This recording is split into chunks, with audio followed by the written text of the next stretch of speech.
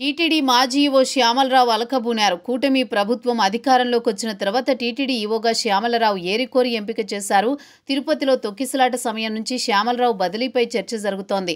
తాజాగా జరిగిన ఐఏఎస్ బదిలీలో శ్యామలరావు టీటీడీ నుంచి తప్పించి సాధారణ పరిపాలనా శాఖ ముఖ్య కార్యదర్శి పోస్టింగ్ ఇచ్చారు. అయితే ఆ పోస్టులో చేరలేదు. తాజాగా 3 నెలల సెలవు కోరుతూ ప్రభుత్వానికి లేఖ సమర్పించారు. శ్యామలరావు టీటీడీ నుంచి బదిలీ వెనుక కారణాలపైన చర్చ జరుగుతోంది.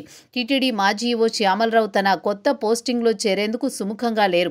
దీంతో సెలవుపై వెళ్లేందుకు సిద్ధమయ్యారు. టీటీడీ ఈవోగా శ్యామలరావు సీఎం చంద్రబాబు ఏరికోరి ఎంపిక చేశారు. కాగా టీటీడీలో చోటు చేసుకుంటున్న పరిణామాలపైన ఎప్పటికప్పుడు సీఎం సమాచారం తెప్పించుకుంటున్నారు. తిరుమల పర్యటన సమయంలోనూ ముఖ్యమంత్రికి పలు అంశాలపైన సమాచారం అందింది. టీటీడీ చైర్మన్తోనూ విభేదాలున్నాయనే ఆరోపణలున్నాయి. తిరుపతి తొక్కిసలాట ఘటన తర్వాత ఈవో పైన వేటు పడుతుందనే ప్రచారం సాగింది. అయితే దీనిపైన నియమించిన విచారణ కమిషన్ ఇచ్చిన నివేదిక ఆధారంగా బాధ్యులపై చర్యలు తీసుకున్నారు. ఇప్పుడు ఈవోగా ఉన్న శ్యామలరావును తప్పించి ఆయన స్థానంలో అనిల్ కుమార్ సింఘాల్ను నియమించారు. కాగా శ్యామలరావు బదిలీ సమయంలో తనకు ప్రాధాన్యత కలిగిన పోస్టుకు అవకాశం ఇవ్వాలని కోరారు. దీనికి అనుగుణంగా ఆయన్ను జీఏడీ ముఖ్య కార్యదర్శిగా పోస్టింగ్ ఇచ్చారు. అయితే ఈ పోస్టులో చేరేందుకు శ్యామలరావు సిద్ధంగా లేరు.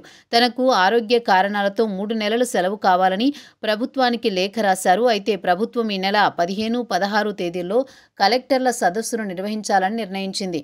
ఈ సదస్సు నిర్వహణలో జీఏడీ కీలక భూమిక పోషిస్తోంది.